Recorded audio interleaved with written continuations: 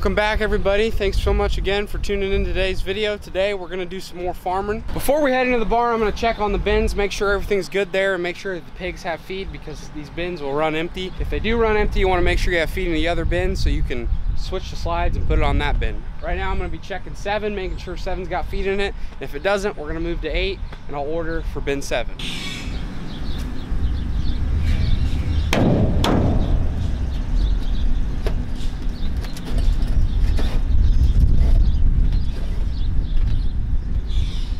So 7 was empty, just like I kind of thought it was going to be, so I'm going to move to bin 8, and everybody will be on bin 8. And with the pigs being as big as they are, it'll take probably 3 to 5 days for it to go empty. But as these pigs grow up and mature, and they get bigger, they'll eat a lot more. And when they get to about, 100 pounds or so, a group of pigs will eat a bin out in 3 days. So you really have to stay on top of your feed when the pigs get going. That's a good sound. That means that baby's full to the brim. Best thing we ever bought were these bin vibrators. These bin vibrators will save you a lot of time when messing with the bins, especially in the wintertime. Wintertime, messing with the bins is no bueno. It's very cold outside. You don't want to be outside messing with the bins. And a lot of that snow and ice can get caught up in the bin and really clog stuff up. So if you could just be able to turn it to manual, let that thing run, vibrate the bin, it really helps it, get the feed moving better than standing out here and beating on it. All right, so we got the bin switched. The feed's all good, A-okay for the pigs. Everybody's got feed, we'll be all right there. We're gonna go ahead and we're gonna start mat feeding this north side of this barn. This is the only side that we're still mat feeding. We have red feeders, red snapping feeders in every single one of these pens, because this side has a little more pigs in every single pen than any other side in this building. And the reason that is because when we got closer to the end of the fill, they brought us even more pigs than we thought they were gonna bring us. So we had to adapt, and we had to put more pigs in these set of pens than any other set of pens. So we wanted to give them a little bit more feeder space, and we're going to continue to mat feed them longer than anybody else we've mat fed, this whole group.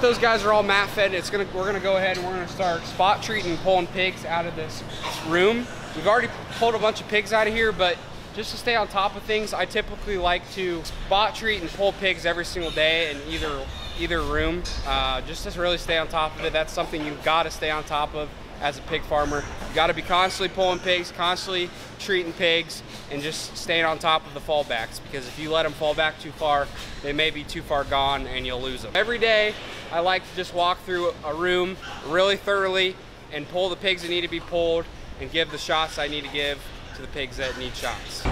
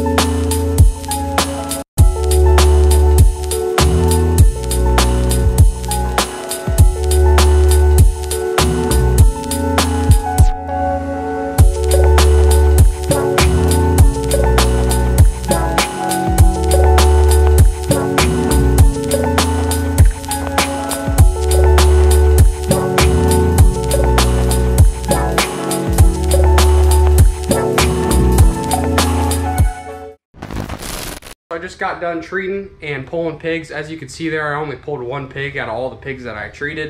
And the reason I did that was that pig was skinnier than all the rest of the pigs that I treated. And what I was really looking for there was there were some pigs in there. There was I think there was 3 pigs in there that had some swollen joints, and I shot them with both syringes. And one syringe is called Dex, and what that drug is used for is swollen joints specifically. And then the other drug that I shot was for the flu, and it kind of clears up any, you know, runny nose, or if they're just not feeling well, you give them a shot of that, and that's called Exceed. And I gave those 2 shots, but if they just had swollen joints and they weren't really sick, I just gave them Dex. If they had both, I gave them both.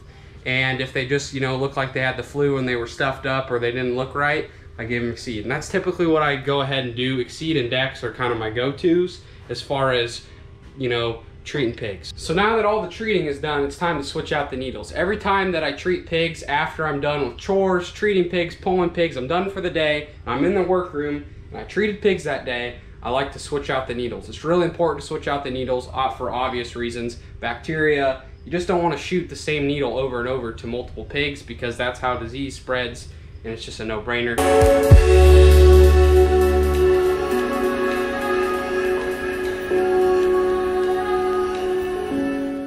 Alright, so now all these pigs are chored, everybody's treated, everybody's pulled that I want to pull today. We're going to head up to our Site 2 barn, and we're going to do some work in there.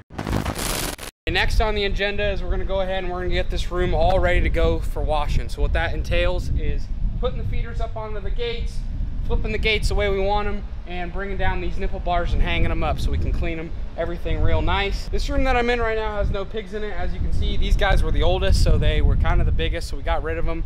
And the ones that weren't quite big enough, we moved to the other side of the building or into our north building just to make it so we could go ahead and do what we're going to do right now.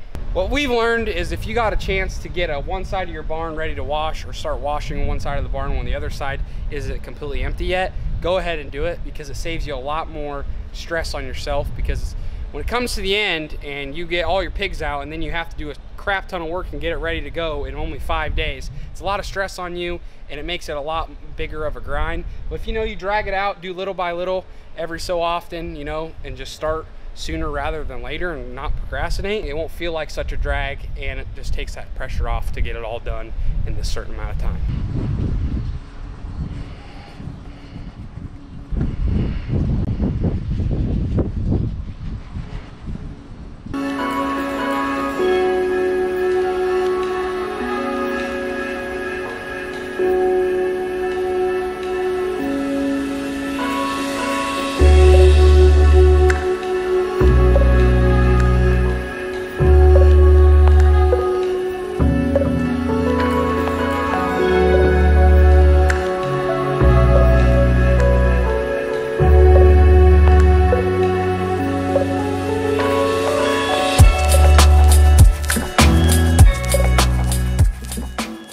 Alright, so I got this room all ready to go besides this one feeder. Some of you may be wondering, why, Sawyer, why didn't you flip this feeder? The reason we didn't flip this feeder, if you're a loyal follower, you've been following for a long time, you know that we put this feeder in as a test. This is a wet-dry feeder. It's different than any other feeder that we have. And honestly, we love these feeders. We're probably going to go ahead and put these feeders in a barn if we ever build another one. Or as these ones go bad, we'll put these in. But you do not have to flip these feeders. You can't move them. They're heavy feeders. You're not supposed to move them. You don't flip them, put them on the gate. You can just wash them just like this. So that's the reason why I didn't flip this one, but all the rest of them are all flipped. Now that that's done, I'm gonna do a little bit of mowing to end the night. This stuff is a little overgrown all over the place up here, and it needs to be mowed.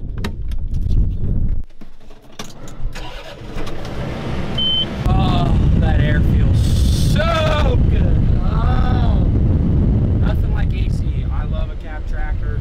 Nothing like some AC after a hot, blistering day.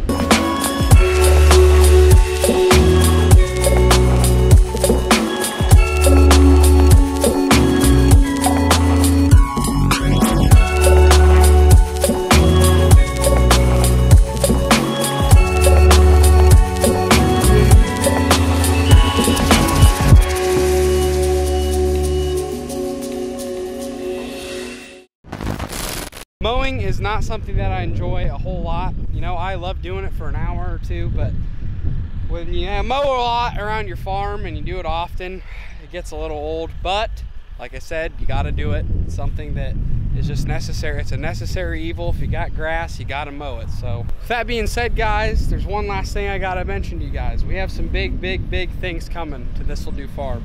A big thing for us, big thing for you guys, big thing for everybody. This is gonna be a huge thing for me personally, and you'll be seeing what that is in the upcoming weeks. I'm not gonna spoil anything, but let's just say it's big, and I'm not one of those YouTubers that's gonna tell you, you know, it's big and it's not something. It's pretty big for This'll Do Farm, and I'm really excited about it and really excited to share with you guys, but we're not quite there yet. So you'll have to stay tuned for in the upcoming weeks, but it is coming, so stay tuned for it.